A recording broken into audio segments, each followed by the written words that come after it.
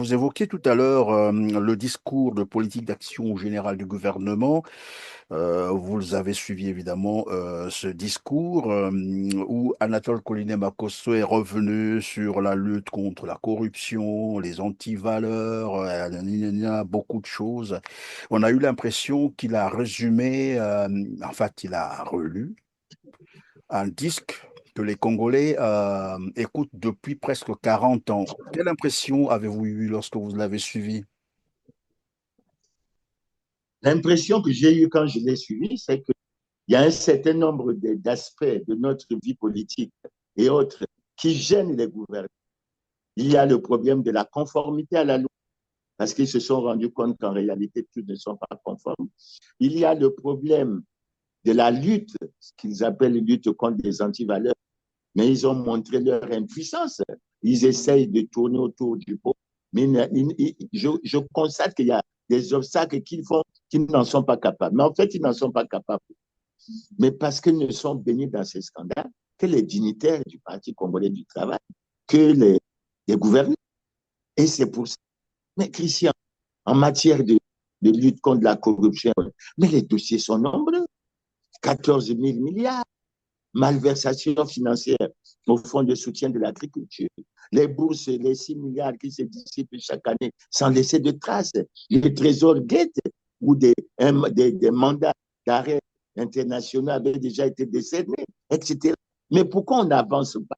Et le FIGA Pourquoi on d'ailleurs, avance? c'est comme si on a oublié en fait le FIGA, on n'en parle Ah plus. ben, on veut que les Congolais oublient. Mais Christian, je conseille aux Congolais de constituer les dossiers sur tout ça.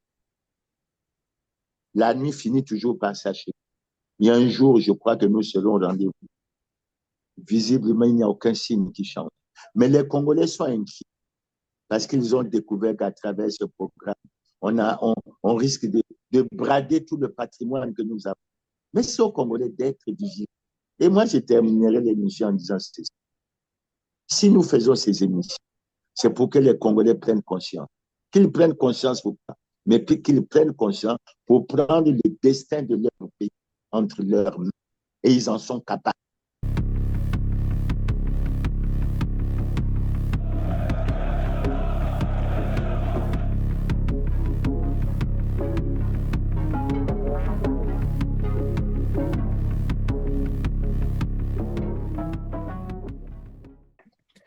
Bonjour Clément Birassa. Bonjour Christian, très heureux toujours d'être avec toi, surtout dans le cadre de droit des savoirs. Merci, président du Rassemblement des forces du changement. Nous allons tenter d'analyser la situation des retraités au Congo-Brazzaville en nous basant bien sûr sur la loi des finances exercice 2026. Nous pourrons également chercher à comprendre comment un pays qui perd chaque année plus d'1 milliard de dollars, soit l'équivalent de 600 milliards de francs CFA, continue depuis 30 ans à solliciter le FMI pour négocier des prêts dont les montants sont parfois 20 fois inférieurs à ce qu'il perd en recettes pétrolières chaque année. Si le temps nous le permet, nous pourrons également évoquer l'interview qu'Anatole Collinet-Makosso a accordée à Global Media sur le volet de la dette. Mais avant de commencer à vous faire réagir, Clément Mirassa, je vais vous proposer un extrait d'une vidéo. C'est Denis Sassou Nguesso qui parlait des ressources économiques du Congo. Suivez. Nayebisi mboka oyo ya biso Congo, vraiment Nzambe apesa biso ya kitoko kitoko pona agriculture. Congo mobimba eza na mai, eza na ba nzete, ba zamba na ba nzete ya kitoko, eza na ba or, eza na ba fer, na ba cuivre, na ba potasse, ba phosphate, biloko ebele. Nzambe apesa biso pe toza mingi te. Congo toza à peine 6 millions. eske na biloko nyonso oyo nzambe apesi biso tokoki kufa nzala awa na Congo na biloko nyonso oyo nzambe apesa biso? Voilà, Clément Mirassa, vous venez là de suivre Denis Sassou Nguesso qui à la fin se pose d'ailleurs la question de savoir avec toutes ces richesses comment on ne peut pas développer le Congo. Alors avec vous, je vais comprendre comment un pays aussi riche que le Congo, donc la République du Congo, a du mal à garantir les pensions des retraités, d'autant plus. Et il faut peut-être le rappeler, la pension n'est pas une charité, c'est pas de l'aumône, c'est sont là les cotisations de ces travailleurs quand ils étaient encore actifs. Comment le Congo n'arrive pas à régulariser le paiement des pensions des retraités? Merci pour ta question, Christian. Et d'entrée de jeu, je vais te dire que dans les années 2009, 2010 et un peu avant, le Congo a été considéré par la communauté financière internationale, notamment le Fonds monétaire international, comme un pays pauvre très endetté. Et je dois dire aux téléspectateurs qu'il y a eu beaucoup de réactions. Et on disait que le Congo était plutôt un pays riche, très mal géré. Un pays riche et très mal gouverné. Donc, le problème fondamental et structurel du Congo, c'est la mauvaise gouvernance, de sorte que l'on a un pays qui est extrêmement riche, tout le monde le reconnaît, mais les Congolais vivent dans une misère et une pauvreté à la fois intolérable et inacceptable. C'est ça le Mais paradoxe. pardon, Clément Mirassa, pendant que vous allez continuer, à quel moment le Congo a basculé vers le statut de pays pauvre et très endetté? Parce que moi, je me rappelle, on parlait d'un pays à revenu intermédiaire. On peut parler d'un pays à revenu intermédiaire, mais en fait, il faut reconnaître, il faut expliquer aux téléspectateurs que nous avons dû négocier un peu ce statut. Parce que quand on est sorti de la conférence nationale chrétienne, il est apparu clairement que le Congo avait un problème très sérieux. C'était que la dette constituait un gros obstacle pour le développement de ce pays. Et quand on est sorti de la conférence nationale, le pouvoir du président Pascal Lissouba a commencé à travailler pour qu'on règle ce problème de lourd endettement. C'est ce qui a été fait. Et que c'est dans ce cadre, c'est dans le cadre de cette démarche que le Congo a été considéré comme un pays pauvre, très endetté. En fait, le Congo est très endetté, mais il n'est pas pauvre. Et c'est ça le paradoxe. Alors maintenant, est-ce qu'on peut revenir sur les retraités du Congo? Parce que finalement, nous avons reçu sur ce même plateau un retraité qui doit être dans des organisations de défense des droits des retraités, mais lui parlait carrément d'un génocide. Parce qu'il a expliqué, évidemment, qu'ils ne pouvaient pas comprendre, qu'ils ont cotisé leur argent. Et actuellement, maintenant, nous réalisons cette émission, nous sommes le 3 juillet 2026. Il faut dire qu'au Congo, il y a beaucoup plus de fonctionnaires actifs qu'avant. Et ces fonctionnaires payent les cotisations. Qu'est-ce qui peut expliquer que les retraités ne perçoivent pas leur pension régulièrement? Bon, Christian, il faut essayer de regarder un peu la situation un peu générale. Il faut aller vers l'année 2011, année au cours de laquelle la valeur du point d'indice au niveau de la fonction publique est passée de 160 à 200, l'année 2001. Et d'après les textes qui sont connus, je ne vais pas citer, je crois que je parlerai là du décret 84-892, ben, la pension doit évoluer dans la même proportion que le salaire. Et depuis 2011, ce n'est pas fait. La raison évoquée, c'est le manque d'argent. Mais où va l'argent du Congo? C'est là la question fondamentale. Ensuite, cette valeur du point 10 a évolué à partir de 2014 jusqu'en 2017 pour atteindre la valeur du point d'indice de 300. Et les retraités n'ont pas été alignés à la valeur du point d'indice de 300. Et puis finalement, on arrive à la situation d'aujourd'hui, et je peux te donner rapidement, je pense ne pas me tromper, que de novembre 2016, pratiquement à une de ces périodes, nous avions 45 mois d'arriérés de pension. Et ensuite, on est arrivé un peu à arranger les choses. Il y a 2 mois qui se sont ajoutés, ça faisait 47 mois. Et depuis là, depuis le mois de janvier, en 2026, on n'a payé qu'un seul mois de pension. La pension du mois de janvier a été payée le 22 mai 2026. Et on vient de terminer un semestre, il n'y a eu qu'un seul mois qui a été payé. C'est pour ça que les retraités parlent de génocide. C'est pour ça que les retraités. Parce que moi, je suis de ceux qui pensent que c'est une attitude délibérée, consciente et volontaire des gouvernants de faire souffrir les retraités. Pour quelles raisons, je me pose la question et je la leur pose pour qu'ils essaient de répondre. Alors, quand je prends par exemple, tu as dit qu'on est au 3, on est au 3, ça veut dire quoi? Mais le 30 dernier, les fonctionnaires ont été payés. Les retraités ne l'ont pas été. Mais les fonctionnaires ont touché leur salaire du mois de juin. Donc, ils n'ont pas d'arrière. Et on pense que les retraités, que l'on considère au niveau des gouvernants, comme des serpents sans venin, c'est-à-dire que ces hommes qui sont fatigués, qui sont malades, ils n'ont peut-être plus la force de réagir, on peut les maltraiter, on peut les maltraiter, on peut faire tout ce que l'on veut. Moi, j'ai toujours considéré, Christian, ce n'est pas une question d'argent. D'abord, je te donne quelques références.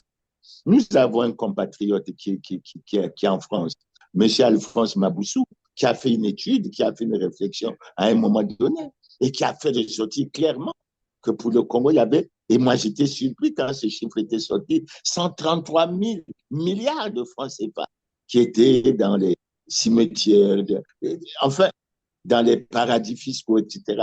Mais la résultante, c'est quoi? On fait souffrir les Congolais. Les retraités ne font que subir cette conséquence. Donc, je pense que euh, les gouvernants doivent avoir une autre considération. Et tu fais bien d'évoquer ce problème parce qu'il y a eu tout dernièrement, pendant la semaine, un conseil des ministres à Oyo. Et ce conseil des ministres a décidé, a adopté une loi de finances rectificative pour l'année 2026. J'ose espérer qu'ils auront un côté humain.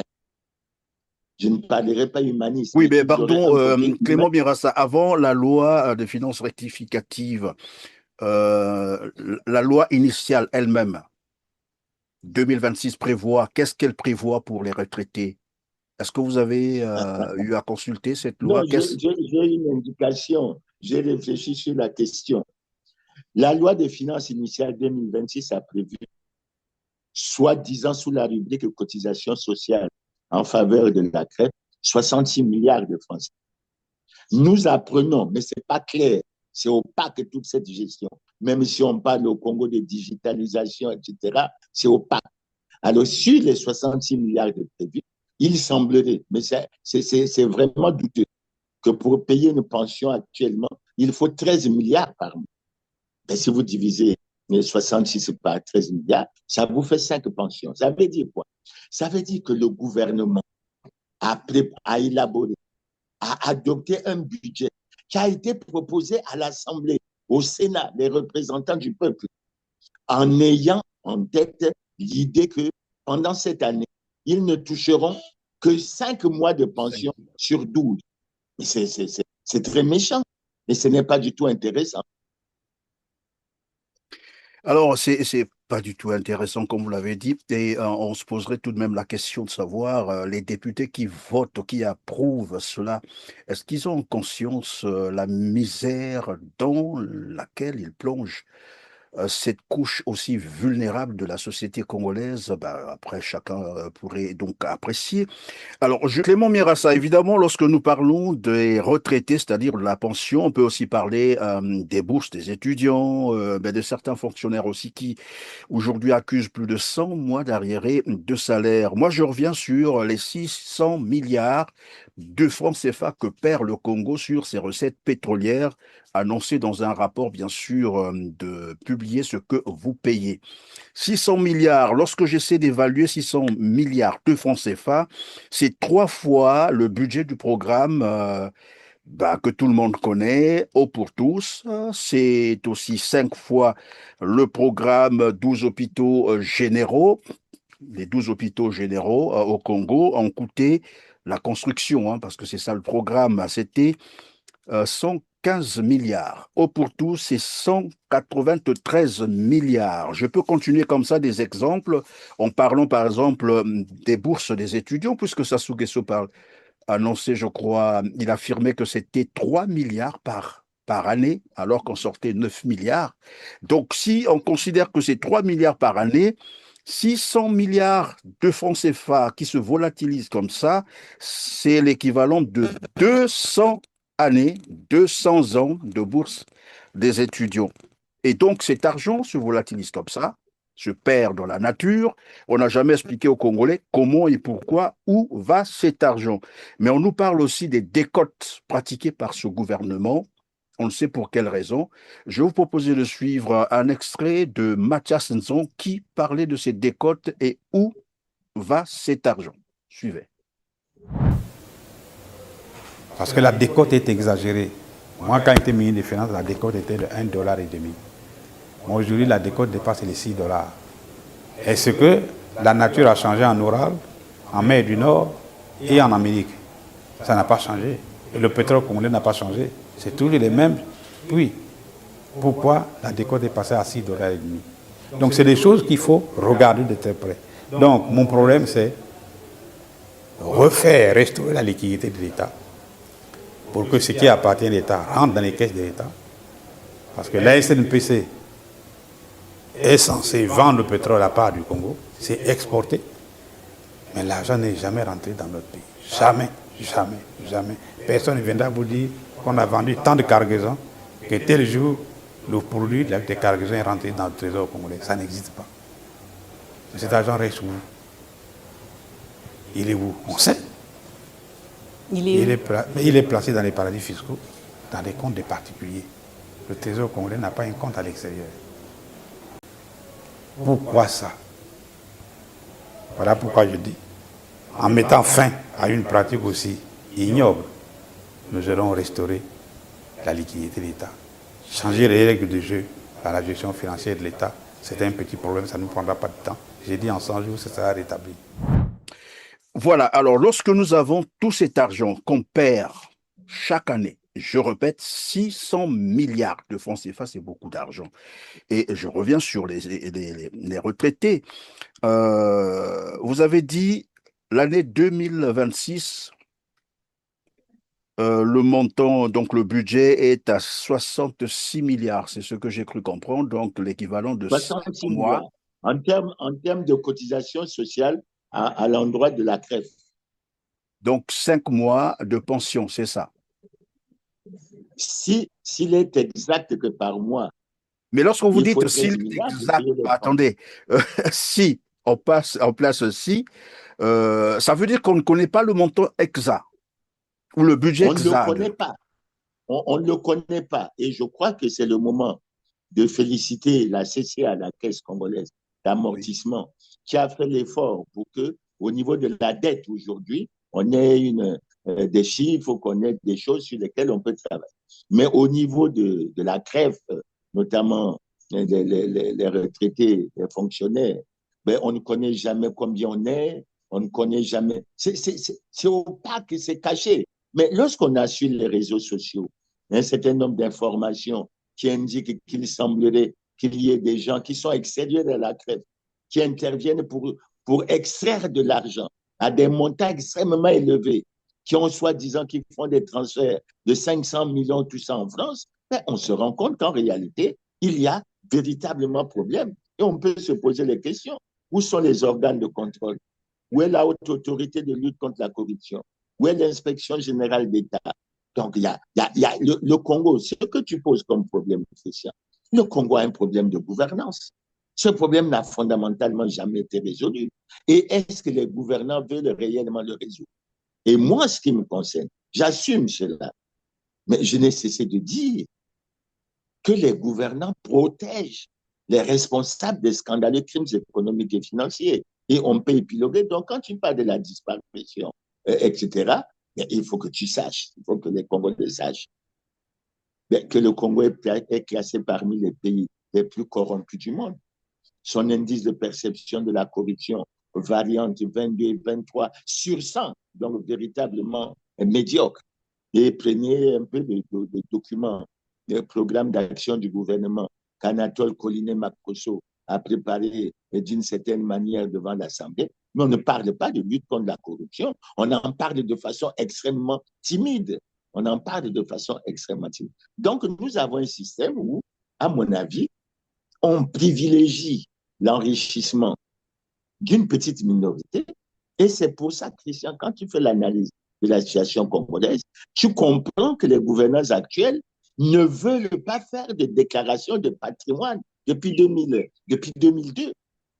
Un essai a été fait avec le gouvernement Collinet Makosso en 2021 qui n'était pas conforme à la loi, malgré que Collinet Makosso ait déclaré sur certains plateaux de télévision qu'au Congo on fait la déclaration. C'est faux, il n'y a pas de déclaration de patrimoine. Ça veut dire quoi? Ça veut dire qu'on a fait le choix de l'enrichissement illicite. On a fait le choix de favoriser les détournements. On a fait le choix de favoriser les fraudes et les scandales, mais ils sont connus par les gouvernants. Ils sont connus par les gouvernants. Et assez souvent. Que cela veut dire, pardon, Clément Mirassar, que la situation que vivent les retraités du Congo est une situation délibérée, c'est-à-dire le gouvernement, je ne sais pas comment expliquer ça, mais c'est une stratégie comme ça pour faire souffrir les... Non, mais je vais t'expliquer pourquoi c'est délibéré, Christian. Je vais t'expliquer pourquoi c'est délibéré. Sur la base des textes, on m'attaque, mais sur la base des textes, il y a le texte 87, je crois, 447, le décret 447 qui a donc été pris en 87, qui porte sur l'organisation de fonctionnement de la Caisse des retraites de fonctionnement. Ce texte est clair. Il y a un article qui dit là-dedans, Christian, que pour la CREF, chaque année, le directeur général doit préparer le budget de la CREF, donc y compris les montants qu'il faut pour payer les pensions, que ce document, que ce budget doit être remis à son ministre de tutelle, qui le présente au gouvernement pour adoption. Et une fois adopté, ce budget doit être équilibré et présenté, sinon intégré dans le budget de l'État. Ce qui se passe, c'est quoi, Christian? Quand tu prends, par exemple, quelque chose comme ça, qui est prévu par les textes, mais la réalité, c'est quoi? Le dernier conseil des ministres qui a examiné le budget préparé par un directeur général de la CREF remonte à juillet 1994 sous la présidence du président Pascal Lissouba. Expliquez aux Congolais, expliquez-nous pourquoi depuis tout ce temps, est-ce que c'est un problème de compétence? Si c'est un problème de compétence de recruter des consultants, qu'est-ce qui se passe exactement? Alors c'est pour ça que nous avons commencé à attirer l'attention sur la base de la loi de finances rectificative, mais qu'il faut que la direction générale de la CREF élabore un budget qu'elle va soumettre à la ministre chargée de la Sécurité sociale, qui à son tour va le présenter au Conseil des ministres, pour que pour l'année 2027, nous ayons un budget équilibré qui permette le paiement régulier de la pension, mais pas à n'importe quelle valeur du point d'indice. À la valeur du point d'indice, c'est 300 pour tout le monde. Voilà, Christian, ce que je voulais te dire. Les textes sont clairs, mais ils ne sont pas appliqués.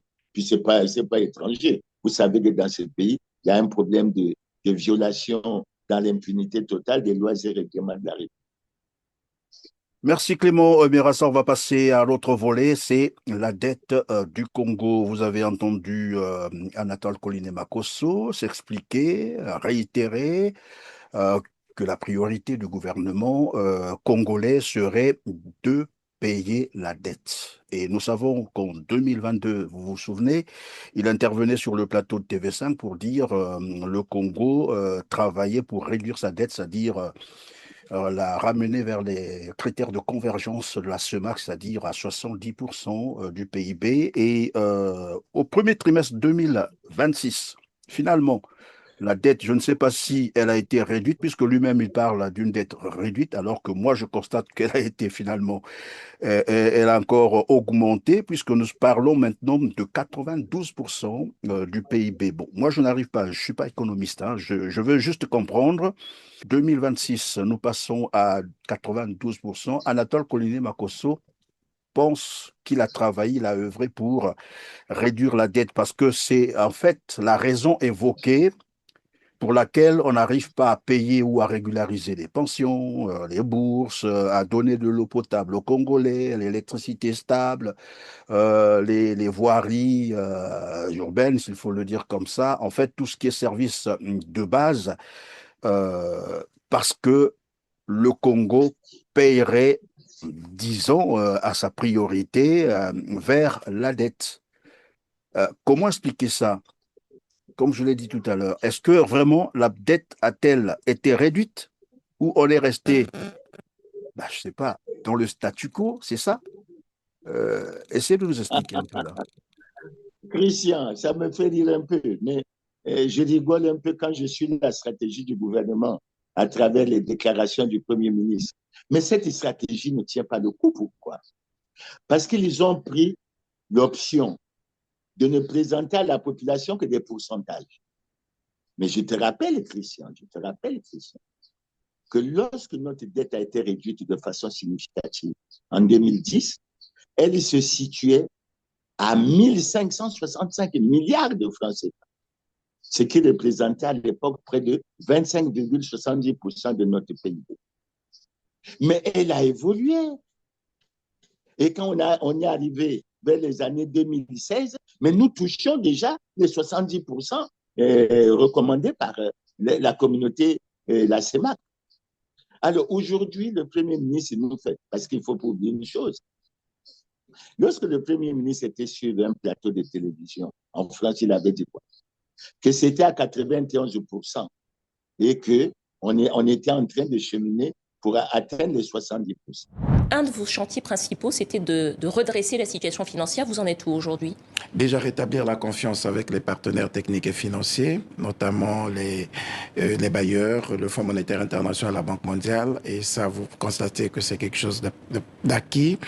Oui, vous parlez de 98, mais il arrivait que sur vos antennes, les gens montaient la dette à 107, 108%.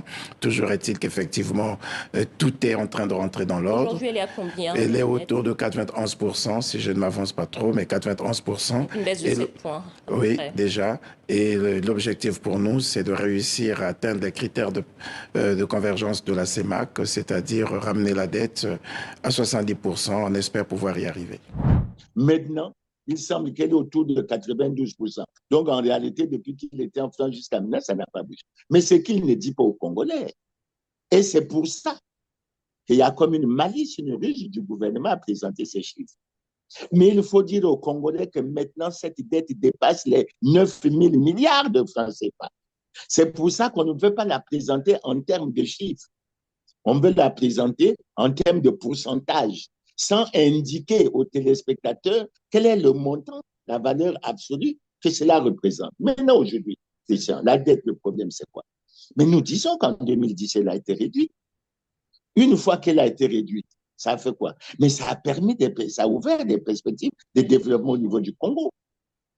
Mais ce que les gouvernants n'expliquent pas, c'est qu'en 2017, et ça a été révélé par le Fonds monétaire, ils ont caché une partie de la dette. Pourquoi ils l'ont caché? Si c'était dans le cadre d'une bonne gouvernance et tout ça. Ils l'ont caché, c'est le Fonds monétaire qui a fini par révéler. Et pour te donner une indication, aujourd'hui, le problème de la dette cachée est un grand problème au niveau du Sénégal, où le président Macky Sall est appelé assez régulièrement à s'expliquer. Au Congo, il n'y a aucune responsabilité. Et la responsabilité au Congo devait être d'autant plus grande. Mais parce que c'est au même moment où nos budgets dégageaient des excédents. Que oui, au début des années 2010, l'État congolais a créé à la Banque centrale un compte pour les générations futures, un compte de réserve pour les générations futures, qui a été principalement alimenté par les excédents que nous avions enregistrés dans l'exécution des lois de finances, précisément du budget de l'État. Et on n'a jamais structurellement et fondamentalement compris les raisons de cet endettement. On n'a jamais fondamentalement compris. Et lorsqu'on regarde après qu'il y a de gros scandales, des gros crimes économiques et financiers, mais on comprend. Mais Christian, il faut être direct sur ce problème. J'ai fait une émission sur la CREF il n'y a pas très longtemps, autour du 8 et du 9 et du 12 juin. Mais j'ai suivi, c'est un de vos collègues d'ECO, mais qui a présenté un certain nombre de chiffres s'agissant de la CREF. Et quand vous écoutez ces chiffres, c'est vraiment terrible. Donc, à mon avis, la dette s'explique par la mauvaise gouvernance de notre pays. La dette s'explique par la grande propension de nos dirigeants à vouloir s'enrichir.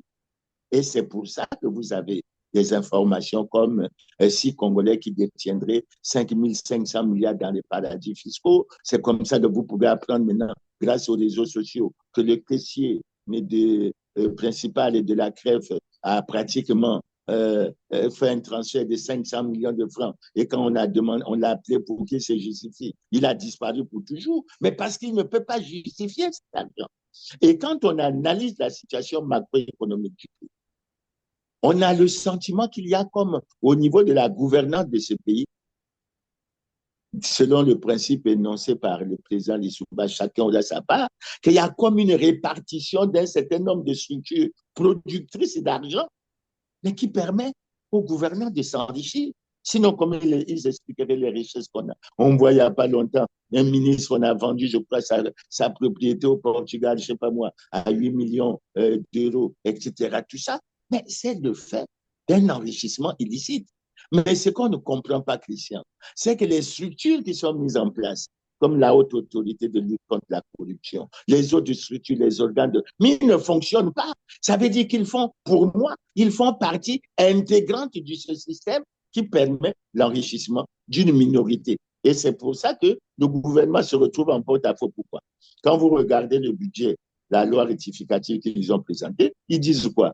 La croissance en 2026 sera de 5,5% et qu'elle a été de 3,6%, elle a été autour de 3,6% en 2025.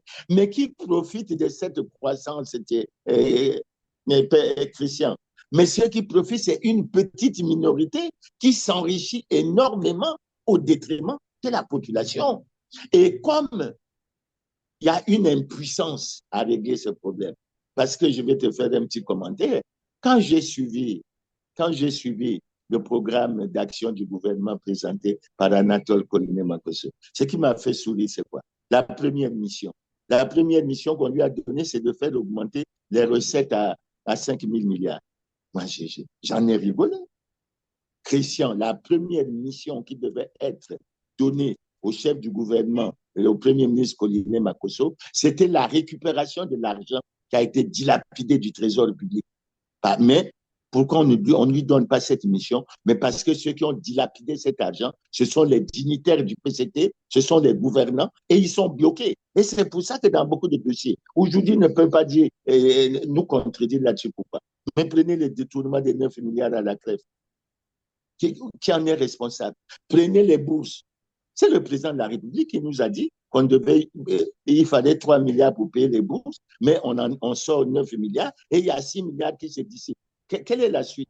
Le recensement biométrique des étudiants inscrits dans les universités publiques à Brazzaville a permis de constater que l'État ne devrait décaisser que 3 milliards de francs CFA par an au lieu de 9 milliards exigés pour le paiement des bourses. Est-ce à croire que 6 milliards de francs CFA se dissipent chaque année sans jamais laisser de traces? Évidemment, ça fait 2 ans de cela. Je ne sais pas si quelqu'un a été interpellé sur cette situation ou une ouverture, comme qui dirait, d'une information judiciaire, mais jusque-là, c'est le silence. Donc, on comprend très bien que c'est un mode de gouvernance. Voilà, simplement, c'est ce qu'on peut dire. Et je reviens, puisque nous savons également les 70 millions de dollars dilapidés par Denis Christel Sassou Nguesso, et c'est cet argent aussi qui avait servi à l'achat d'un appartement, la fille, je crois, de Claudia Sassou Nguesso. Nous voulons que nos retraités puissent savoir où est parti l'argent, leur argent. Nous voulons que les étudiants congolais puissent savoir pourquoi ils ne sont pas payés, pourquoi il n'y a pas de bourse au Congo. Pourquoi les fonctionnaires, ils ne sont pas payés? C'est tout ça là. Regardez, chers compatriotes, là on va aller vous montrer la maison, l'appartement de la fille, de la petite fille d'éducateur. Là on est dans les Trump Towers. C'est pas du trucage, on est en plein New York. Là, on va vous montrer où est parti l'argent des générations futures. Quand ils sont en train de vous mentir, ils ont acheté là. Ça coûtait cher. 5 millions de dollars. 7 millions de dollars. Les 7 millions de dollars là, ils vont encore aller demander l'argent au FMI.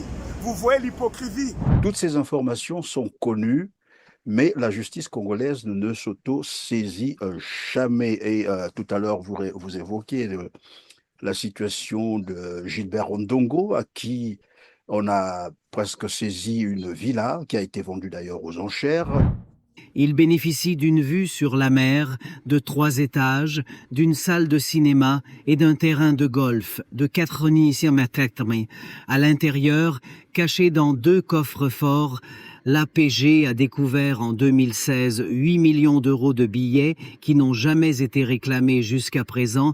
À qui appartiendra-t-il dans 8 ans? Il n'y a pas de réponse officielle.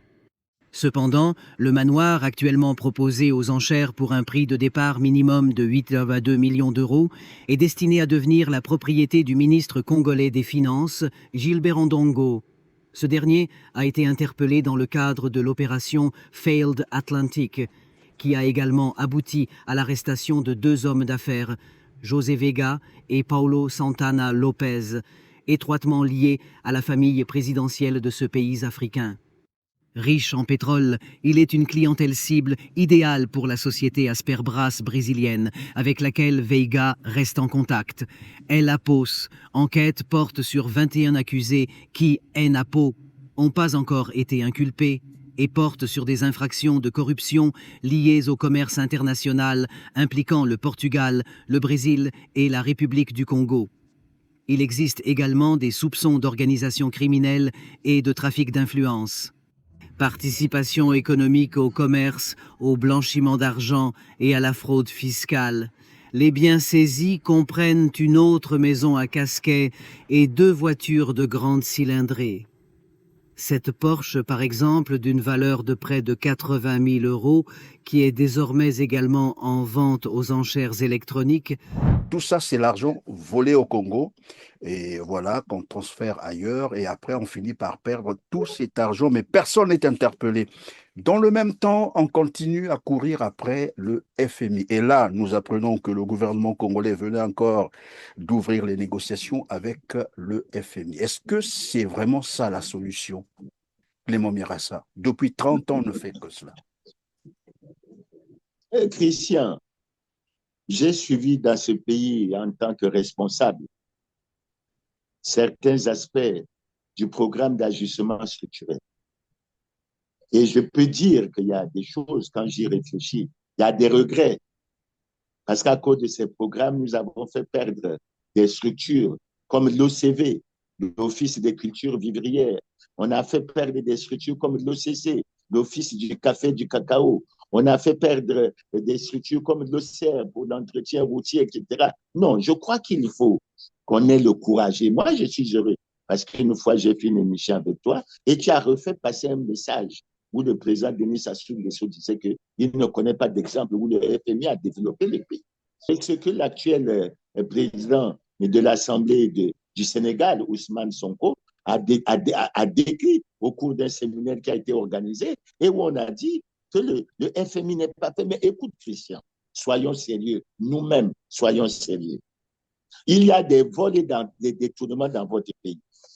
Si au nom de la souveraineté, vous n'êtes pas capable de récupérer cet argent, c'est le Fonds monétaire qui va venir le récupérer.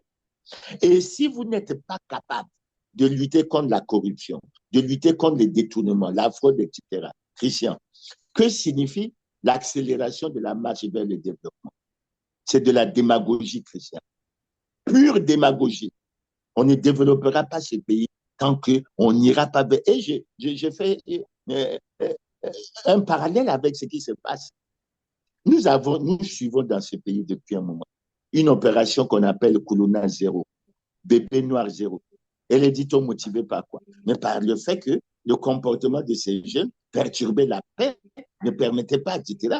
Mais les détournements, la fraude, de la concussion. Et moi, j'ai eu cette image, je ne sais pas si tu pourras la retrouver un jour, du président chinois qui a fait exécuter, en Chine, on a exécuté à mort un banquier d'un niveau extrêmement élevé pour la responsabilité qui était la sienne dans un détournement. En Chine, l'ex-superviseur des groupes d'État jugé pour corruption, Yan Yeming, a comparu devant la justice et a reconnu les faits dont il est inculpé, à savoir d'avoir détourné d'importantes sommes d'argent et d'avoir commis des abus de pouvoir.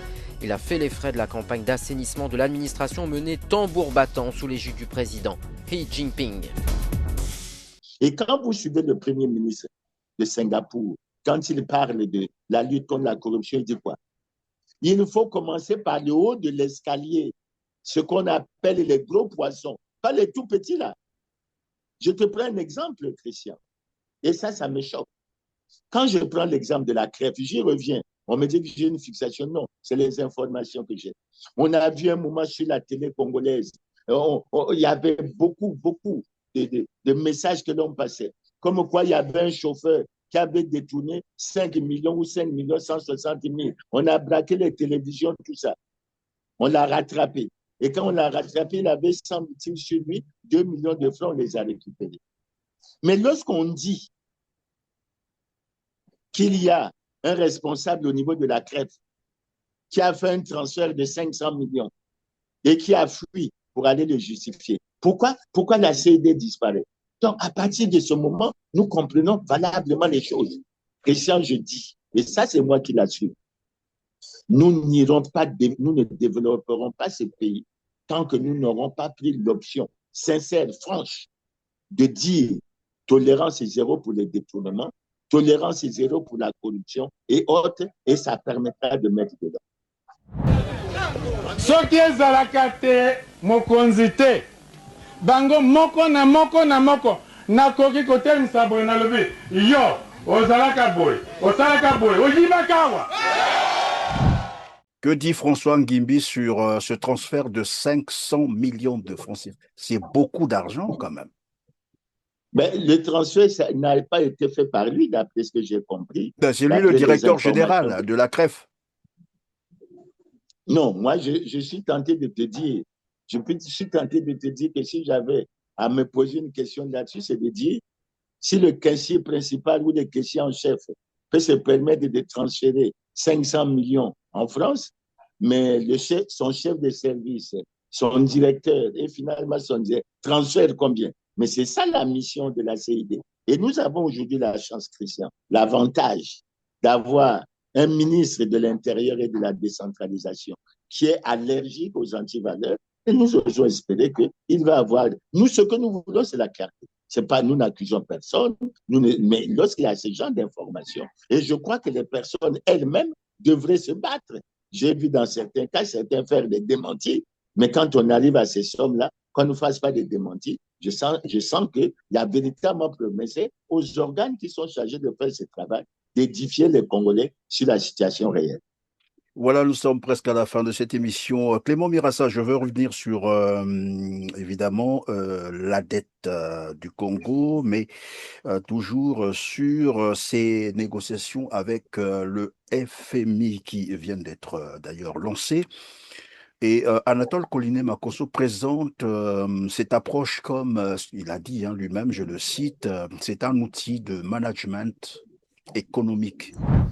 Le programme avec le Fonds monétaire international n'est pas un aveu de faiblesse. Bien au contraire. C'est un instrument de management économique. Et il a même dit quelque part, et il allait vous répondre, vous qui accusez le Congo de repartir toutefois tout le temps vers le FMI. Il pense que c'est un outil de management économique. Ça me fait sourire un peu, Christian, et j'en suis triste pour le Congo. Pourquoi? Parce que c'est certainement un outil de management technique. Pourquoi? Mais ce qui est curieux, c'est qu'au Congo, il a davantage enfoncé les Congolais dans la misère et la souffrance que dans d'autres pays. Et j'ai déjà réagi. Mais avant de terminer sur l'affaire de Koliné-Makosso, j'aimerais dire que notre attention a été retenue par la déclaration que Koliné-Makosso a faite lorsqu'il a accordé cette interview. sur la situation de l'opposition, des partis politiques. Et moi, j'ai retenu, j'espère que je vais essayer de traduire ce qu'il a dit. S'agissant de l'opposition, il s'est demandé, parce qu'on lui a dit, il y avait comme une situation entre la majorité et puis l'opposition sur un scénario. Alors, il a posé la question, de quelle opposition s'agit-il? Et celle qui est à l'Assemblée, et il a fait tout un développement, Christian, qui m'a attristé pour ce pays. Je te dis, Christian, je te le dis franchement, un raisonnement qui consistait à dire qu'on fait des élections régulièrement dans ce pays, qu'il y a la vitalité de la démocratie et que ceux qui ne sont pas élus ou qui n'ont pas la chance d'être élus, d'avoir un siège, ils doivent aller voir ceux de l'opposition qui ont des sièges pour transmettre leurs idées et ce sont ceux-là qui doivent s'installer ou s'exprimer dans les instances démocratiques. J'en ai été terriblement peiné, Christian, terriblement peiné. Et je suis allé chercher la loi 28-2017 du 7 juillet.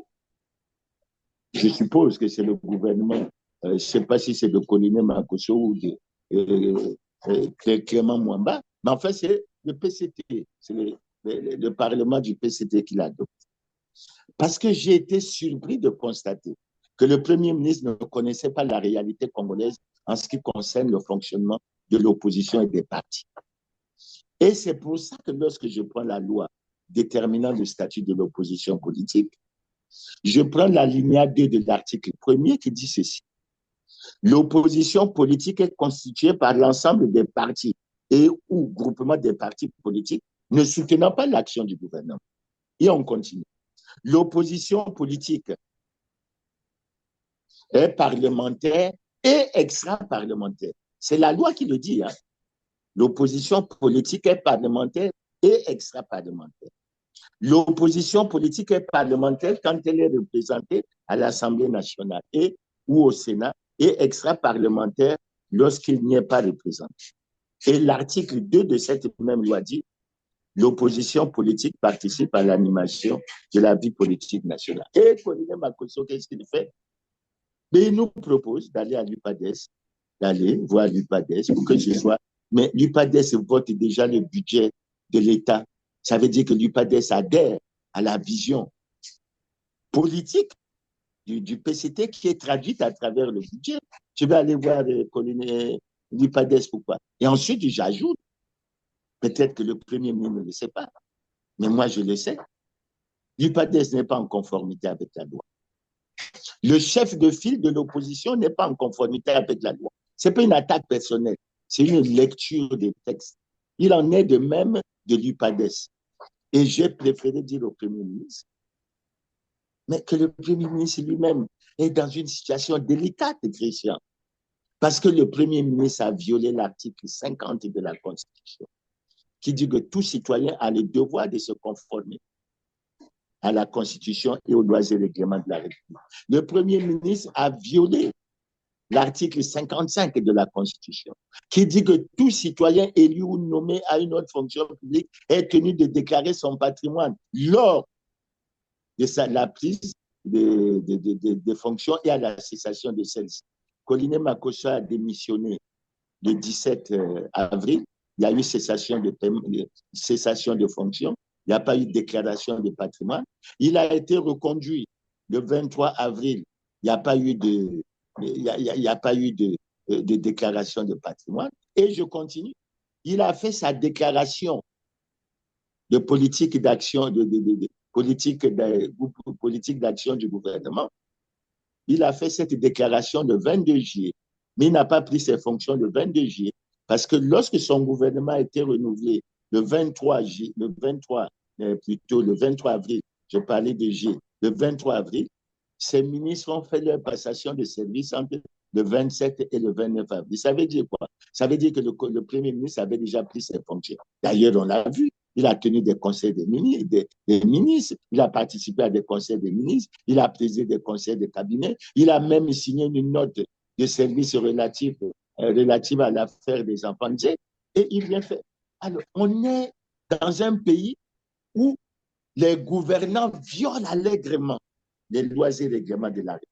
Et là, par exemple, ce que je dis, Il a violé l'article 103 de la Constitution et je peux ajouter à cela qu'il a violé l'article 101 de la Constitution qui dit que le Premier ministre est tenu d'assurer l'exécution de loi. Vous évoquiez tout à l'heure le discours de politique d'action générale du gouvernement. Vous avez suivi évidemment ce discours où Anatole Koliné-Makosso est revenu sur la lutte contre la corruption, les antivaleurs, il y a beaucoup de choses. On a eu l'impression qu'il a résumé, en fait, il a relu un disque que les Congolais écoutent depuis presque 40 ans. Quelle impression avez-vous eue lorsque vous l'avez suivi? L'impression que j'ai eue quand je l'ai suivi, c'est qu'il y a un certain nombre d'aspects de notre vie politique et autres qui gênent les gouvernements. Il y a le problème de la conformité à la loi, parce qu'ils se sont rendus compte qu'en réalité, tous ne sont pas conformes. Il y a le problème de la lutte, ce qu'ils appellent lutte contre les antivaleurs, mais ils ont montré leur impuissance. Ils essayent de tourner autour du pot, mais je constate qu'il y a des obstacles qu'ils font, qu'ils n'en sont pas capables. Mais en fait, ils n'en sont pas capables. Mais parce qu'ils ne sont baignés dans ces scandales que les dignitaires du Parti congolais du travail, que les gouverneurs. Et c'est pour ça. Mais Christian, en matière de lutte contre la corruption, mais les dossiers sont nombreux. 14 000 milliards. Malversation financière au fonds de soutien de l'agriculture, les bourses, les 6 milliards qui se dissipent chaque année sans laisser de traces, les trésors guettent où des mandats d'arrêt internationaux avaient déjà été décernés, etc. Mais pourquoi on n'avance pas? Et le FIGA d'ailleurs, c'est comme si on a oublié en fait le FIGA, on n'en parle plus. Ah ben, on veut que les Congolais oublient, mais Christian, je conseille aux Congolais de constituer les dossiers sur tout ça. La nuit finit toujours par s'achever. Il y a un jour, je crois que nous serons au rendez-vous. Ça ne sera pas la chasse aux sorciers, mais ça sera un bilan qui devra être fait et que nous, les uns les autres parmi nous, puissent répondre d'un certain nombre. Parce que lorsqu'on a plongé les Congolais, un peuple comme les Congolais, mais dans la misère et dans la souffrance, il faut qu'on sache. J'espère, je prie Dieu, moi je suis chrétien, je prie Dieu pour que je vive cet instant. Mais je souhaite que nous le vivions. Merci Clément Birassa, je vous laisse donc 1 minute, mais vraiment 1 minute pour conclure et ça sera la fin de cette émission. Je dirais tout simplement, Christian, la dernière élection présidentielle n'a fait que confirmer que le pays va mal, très mal. Nous avons suivi la campagne, nous avons suivi le programme d'action du gouvernement. Visiblement, il n'y a aucun signe qui change. Mais les Congolais sont inquiets parce qu'ils ont découvert qu'à travers ce programme, on risque de brader tout le patrimoine que nous avons. Mais c'est aux Congolais d'être vigilants. Et moi, je terminerai l'émission en disant ceci. Si nous faisons ces émissions, c'est pour que les Congolais prennent conscience. Qu'ils prennent conscience pour ça, mais puis qu'ils prennent conscience pour prendre le destin de leur pays entre leurs mains. Et ils en sont capables. Ils en sont capables. Moi, j'ai l'espoir. Et nous allons continuer à faire notre travail. Aux Congolais de faire leur part de travail. Et je les remercie. Merci beaucoup. Merci Clément Birassa, mesdames et messieurs, c'est la fin de cette émission. Aidez-nous à promouvoir ce numéro en partageant bien entendu autour de vous et dites-nous en commentaire ce que vous en pensez. On se dit à très bientôt. Merci.